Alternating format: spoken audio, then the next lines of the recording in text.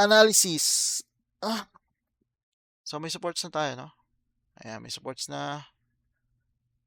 Tingnan natin nga sa view. Ayan, may tatlong supports. So dito na tayo sa analysis. So gawin lang natin sa analysis is define command, perform analysis, no print, add. Ay, sorry.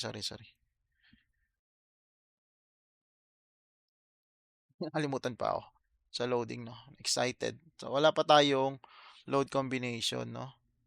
So add tayo, add. Ito. Auto load combination. So syempre, gagamitin ko si NSCP 2015, yung custom natin, IRAP load. So 101 ang start. Ayan, generate load. Ba't dalawa lang?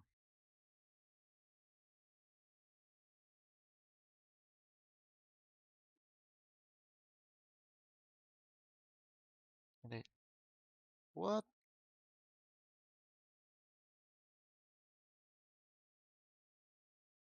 Is the load combination ko? Edit load combination. Dapat 5. 8 nga dapat. Oh, di na save yung ginawa ko. Kainis naman.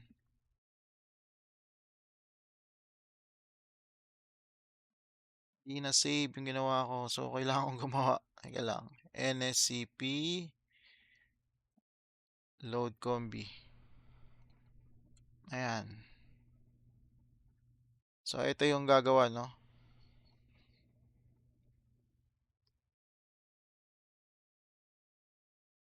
Mabilis lang naman to.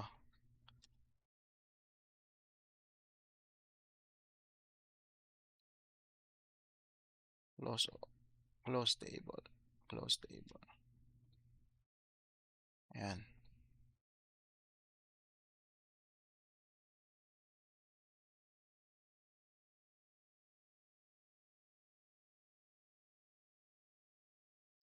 Ayan. So, nakalock. Unlock muna natin.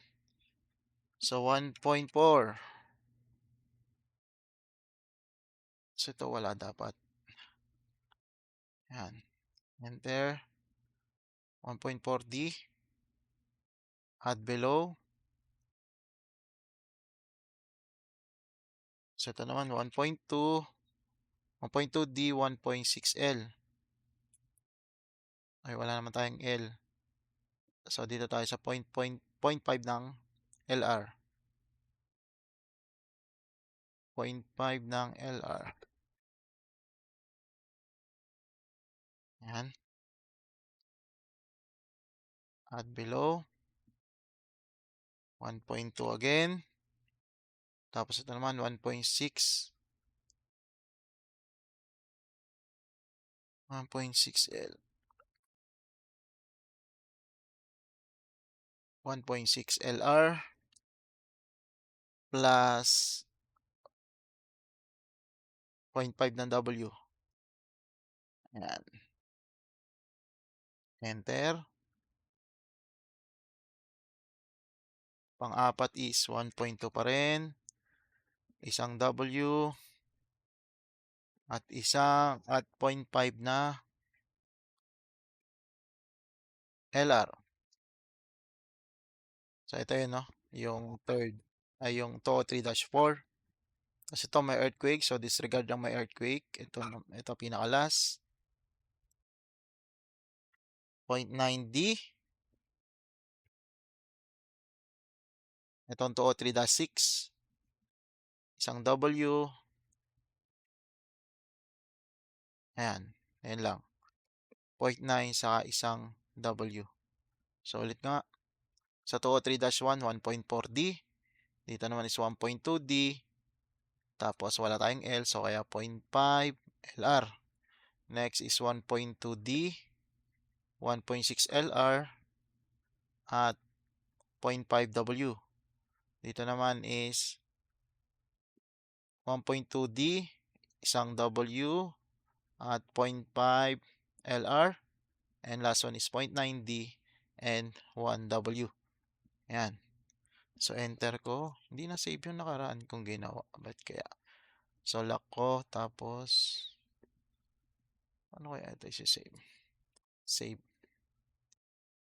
Buti pa to na-save eh. One dead, one rope live. Ayan. So, close ko nga. Yes. Okay. So, balik tayo rito. Load cases, add. So, auto load combination. Hanapin natin sa NSCP 2015. Rope LRFD. Starting is 101.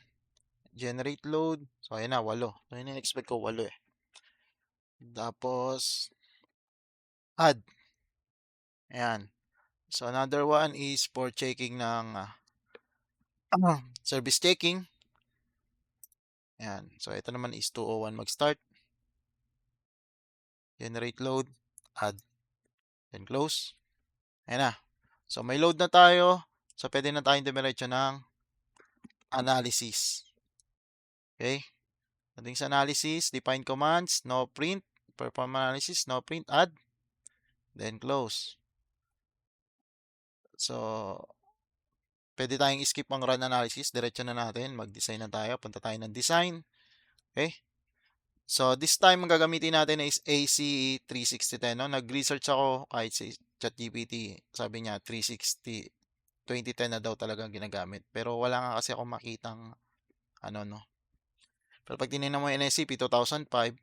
Pero sa yung mga designer, 2010 talaga. So, sige, stick tayo 2010. No? Simula ngayon, 2010 ang gagamitin natin. Okay? AISC 360-10. Okay, so set nyo muna yan. Then, define parameters tayo. Teka, ano muna natin to para maganda yung view. Ayan. Define parameters. Siyempre, unahin natin yung methods.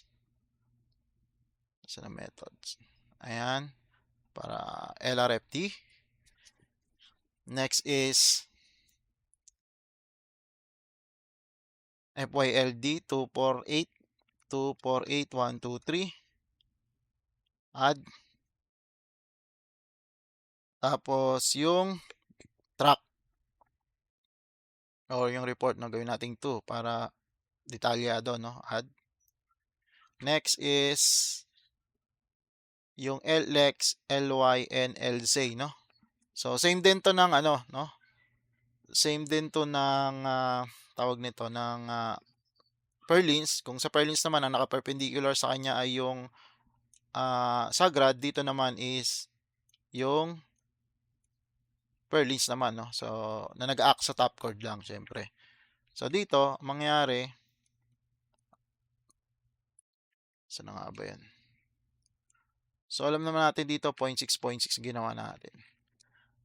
So, ito, di ba, ay 1.2. So, 0.6. So, gawin natin tong 0.6 ang mga ito.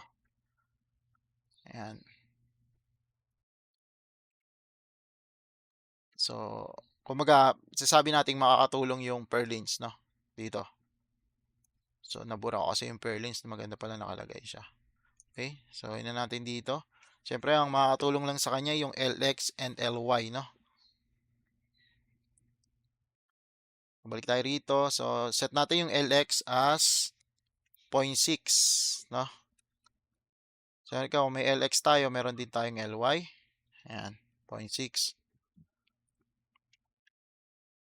Ayan, tapos ito ay i-assign natin, no? Siyempre, dito lang natin i-assign. Unahin muna natin to. Assign natin dito. Ayan, siyempre saka dito.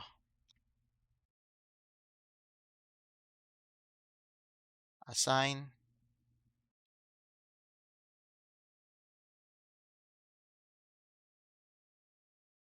Assign to selected beam, no? So, meron dito. Ang problema rito kasi, sukat siya ng ano. So, dito, dahil dito tayo mag-start magsukat. So, ganito mangyayari niyan. So, dito okay lang, 0.6. Dito kasi dito siya mag-start. Yan natin. Pag sinip in natin, okay lang pala. Tama. Dito nga ang start niya. So, ito ang start, ito ang end.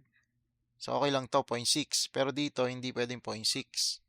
Dahil, ay, nawala.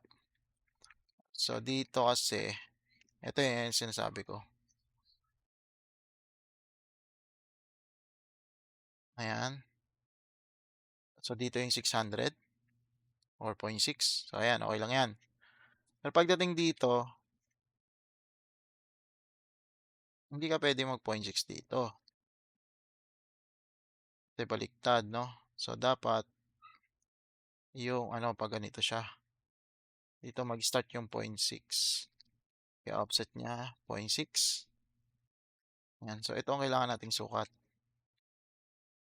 Or, ano ba sukat yan?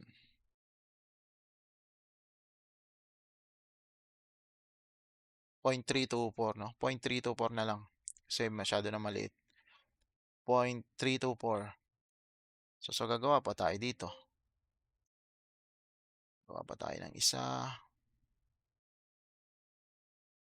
Ano sabi ko? 0.324, no? Isang LX. 0.324. Sa LY din na 0.324. So, para lang yan dito. No? Ayan, para lang yan dito. Assign to selected beam. Assign. Tapos ito. Assign. So, dito sa res, pwede na rito ang ano. Pwede na ito dito.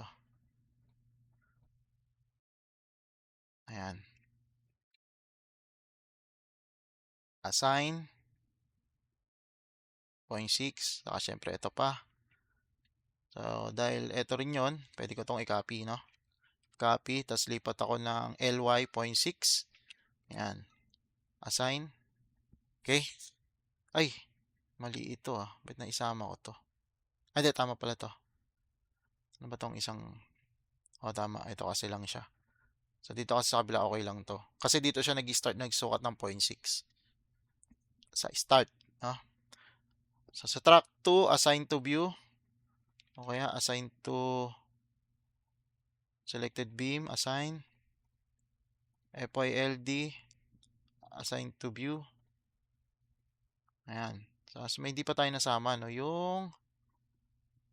Ano ba tawag doon? Take off. Saan na yan? Wala rito.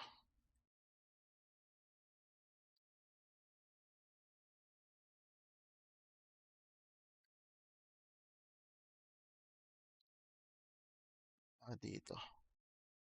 Nandito pala. Sa command pala yun. So, siyempre sa command, check code, add. Tapos, ito. Take off.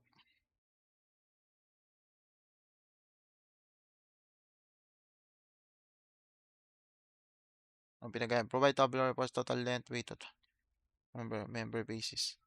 Provide the tabulars of the length and weight of pinagkaiba nito, weight selection. Ito na lang, member take off. Then, close. Ito ay assign to view. Assign to view. Ayan. So, kompleto na. Nako, may kulang. May kulang. Kalimutan natin ang checklist. Load list pala. So pag mamadali ko, nakalimutan ko, no? So, dapat after ng perform analysis is load list. So, paano natin gagawin pag ganyan? No? So, kahit dito sa dulo, tapos lipat ko na lang sa ano. So, kailangan yung load list kasi hindi niya alam kung ano pagbabasayan niya. So, nasan ba load list? Ito.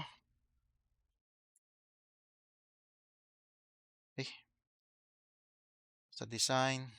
Sa analysis data. Ito pala sa design. Ito. So, load list. Siyempre gagamitin lang natin nito. Ayan, lipat mo siya dito. Then okay. So ayan yung load list. Ngayon, punta tayo dito yung utilities sa command file. Save. Hanapin ko si load list. Ayan. Ito si load list. Ikakat ko to. So kailangan ito ay after ng perform analysis. So huwag nyo kakalimutan yan, no? So ang load list ay ah, after lagi ng perform analysis bago kayo mag-design, no? So save muna natin para makita natin. So naka-yellow yan. Pag nag-green yan, ibig sabihin wala kang nasirang code, no? So ayan, nag-green siya, okay. So close. Ayan na. So makikita nyo yung load list ay napunta na doon, no? So ayan lang gagawin nyo. Kunyari, nakalimutan yung maisingit si load list. So kailangan nyo pumasok sa command file para mailagay siya sa tamang posisyon, no? So ayan na. So goods na yan. So tingnan natin. Ah, run analysis. Patay, may warning. Ano kayang warning yan? Masama yung pag warning, no? View output file. Yan natin. Anong warning? Warning, diagonal decay at joint tree. MX joint tree. Diagonal decay at joint tree. Saan ba ang joint tree?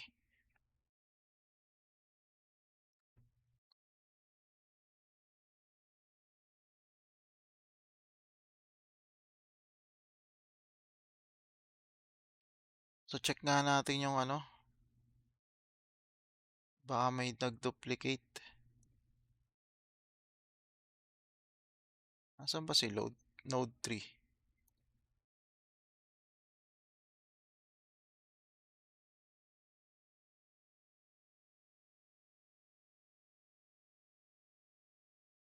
Node tools. Ayun, mayroon nga. Ayan o, ulit. Ah, node tools. So, ito, mali, hindi tayo nag-check kanina, no? Check natin duplicate nodes. Okay. So, may lumabas, no? Ayan. So, may dalawang. O, gawin natin, remove all duplicates. Yes. You have made changes so that this post is no longer available. Ayan. Tingnan natin kung ano pa pwede natin gawin. Remove orphan. Wala naman daw orphan. Ano ba? Sa beam. Duplicate beams. Wala naman. Ayan. So, nabura na. Kaso problema ko sa ano. Baka may nawala akong ano. So, okay naman. Baka may nawalang releases, no? So, balik tayo sa design. Tingnan natin kung wala na maging problema. Nako, warning pa rin. View output file. Ano na naman kaya ang kanyang ano? Load 3.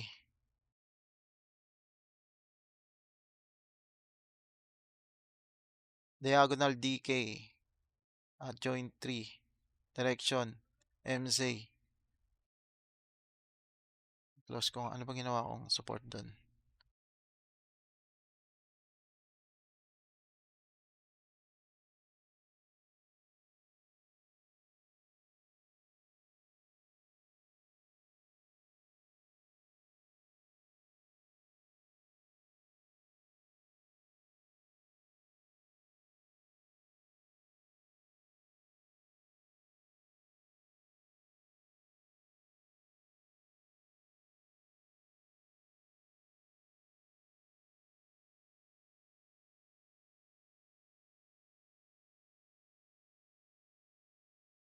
Okay, so tawag nito. So, sinearch ko yung about sa ano. Ano ba yung DK, no? yung so minsan daw ano yung kumbaga yung ano yung load eto. Ayan, improper support continues or incorrect such as unreleased support or fixed but ayan, maaaring ito yon load path, no? So, tinry ko na dalawa lang muna support. So, ayan. Sa dalawang support, tinanggal ko yung support dito. So, parang, kaya ano, parang error siya, no? Nung ginawa kong tatlong support. So, subukan ko muna dalawang support. Ano natin. So, actually, kasi itong design na to, ano, hindi ko naman to na-design muna. Kumbaga, ah, para puro assumption lang muna, assumption lang lahat. Kahit yung mga section niyan assumption, hindi ko pa siya talagang na-design, no? So kaya may encounter talaga akong error, no? So ayan, ngayon wala na siyang error. So yun yung isa sa solution. So tingnan natin. So tingnan natin sa post processing niya. So sa post processing, result setup baguhin natin. So ayun naman result setup niya, okay na. So syempre unahin natin utilization, no? So tingnan natin kung pumasa. So utilization ratio, ayan. Tapos siguro view natin is ito. So makita nyo may pumula na, no? So ayan, oh, may failed members. So sa mga tuwid, ayan, oh, failed. Etong king post, nag-failed, no? So, ano pa? Tapos yung nandito, no? So siguro ito masyadong mahaba siya. Kaya siya nag-failed, no? Subukan ko itong iklian. Siguro gawin ko na lang 0.8. Mga 0.8 lang. Papunta ako ng analytical modeling. So ito nag-fail. So ito ang solution ko dito ay ano, sa mga properties. Ito. So siguro ito gawin kong ano siya, no? So R2 din or ito. Ayan. Ay R1 pala, no? So bagawin ko 'to, gawin kong R1 ay assign to selected beams, assign. Yes. So ayan. So etong pinaka king post yung ginawa ko na rin siyang 2 by ano, no? Dalawang ano siya. Next. Eto siguro masyado pero try ko kung papasa na siya, no? Malay nyo pumasa siya. Yan natin. Ito binago ko lang 'to.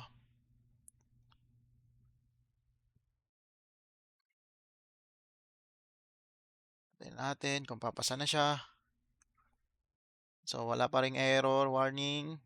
So post processing. Yan. Apply, okay. Then utilization ratio. Mas maganda ito layout para kita agad. So yun. So apat na lang. Kanina lima yung failed. So ito na lang. So itong 1.32 para sa tingin ko masyado siguro siya kasing mahaba, no? Kasi pag tiningnan natin itong mga beam na to, ayan o, mababa lang naman to, 0.3. So sino ba critical? Tingnan natin. Analysis properties, actual ratio. So, bukod dito sa nag-failed na to, ito mga nag-failed. Actually, ang nag-failed pala ay no, top chord and bottom chord. So, kailangan itong baguhin. Ayan. So, L3. So, kung papakapalin ko kaya siya. So, ito nag-failed eh. Ayan. Tapos, ang kasunod niya na ito, 0.8. 0.8. So, medyo ano naman. So, kung 3 by 3,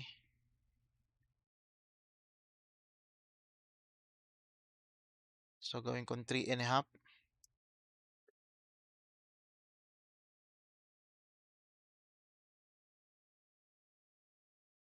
So, gagawin kong 3 and a half, saka yung members ay 3. So, baguhin ko. So, punta tayo sa analysis, sa properties. So, Hmm. so mukhang kailangan talagang ano, palakihin. So, subukan ko yung kung 3 ginamit ko kanina, so gawin kong 3 and a half, no? By 3/8. 3 and a half by 3/8. Ito, 3 and a half by, ay balik, mali.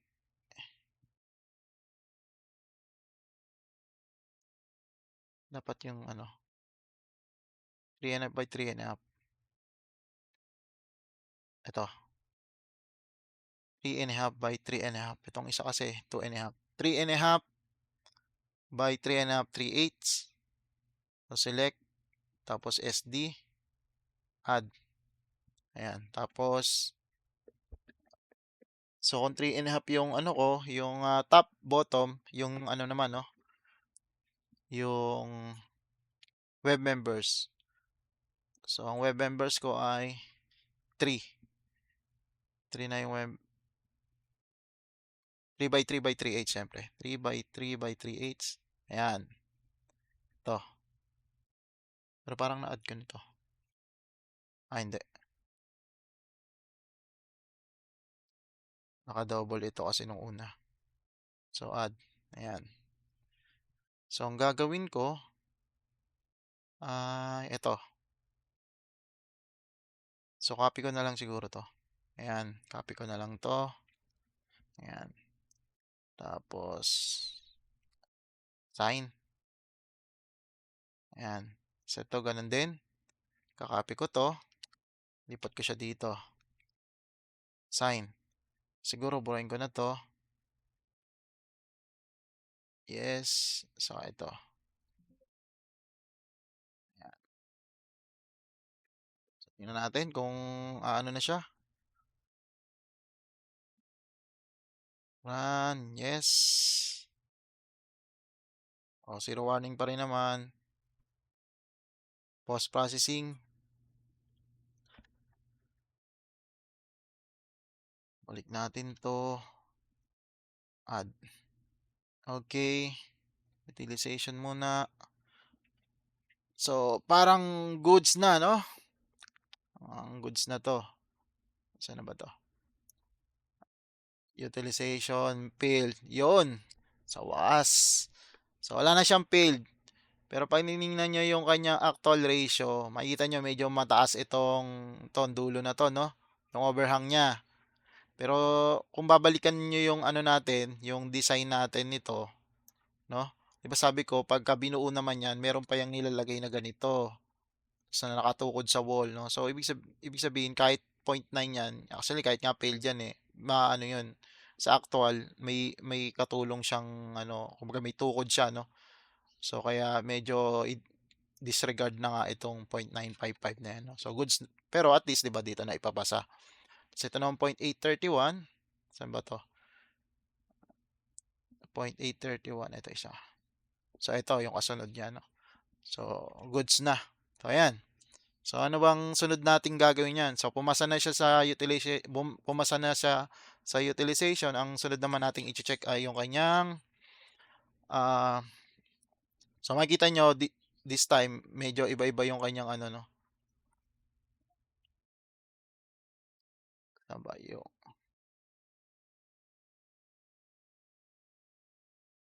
ayan o.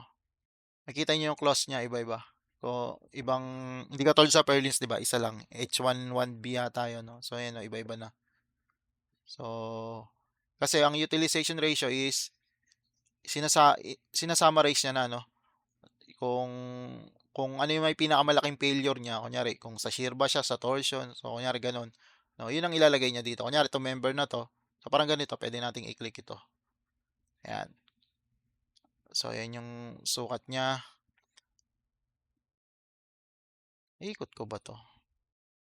Sabagay naka-beta angle pa rin naman yan, no. Ayan. So still design. So ayan, no. Dito siya ano, pinaka ano niya critical na naka-indicate diyan kung anong equation 'yon. Okay? Ba't ganito itsura nito? Beam, properties, geometry. So next natin siyempre is i-check natin yung kanyang deflection no, kung pasok. So dahil meron siyang ceiling, so gagamitin natin is L over 180 no. So check natin sa displacement. Tapos i-select na natin to as ano. Ito na lang select natin, no. Ayan. 201. Tapos sa annotate. So beam result, max resultant. Annotate. Ayan. Tapos di ko alam kung may ano. Ayan, may ano. Ayan yung pinaka ano niya, no. So scroll nyo lang, control, tapos yung mouse scroll nyo, ayan. So hindi natin kita, no. Paano kaya natin to makikita?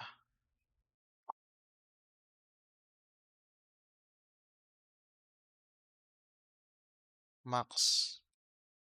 Nasaan ang max dyan?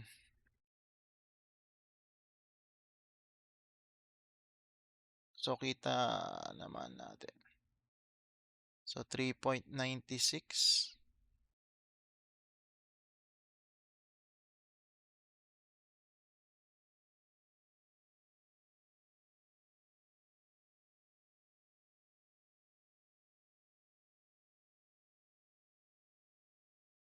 So ganyan ang displacement niya, no.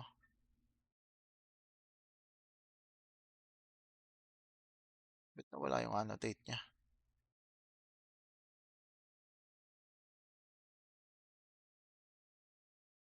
Ayan.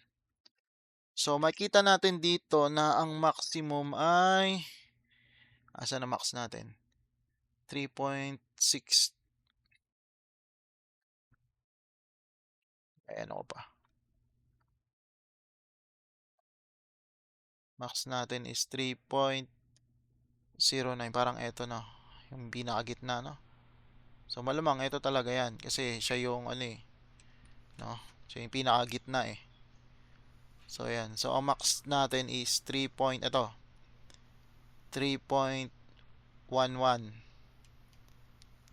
Meron pa isa.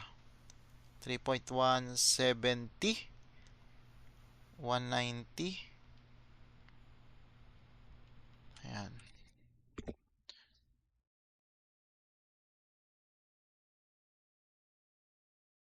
O sa iba to eh.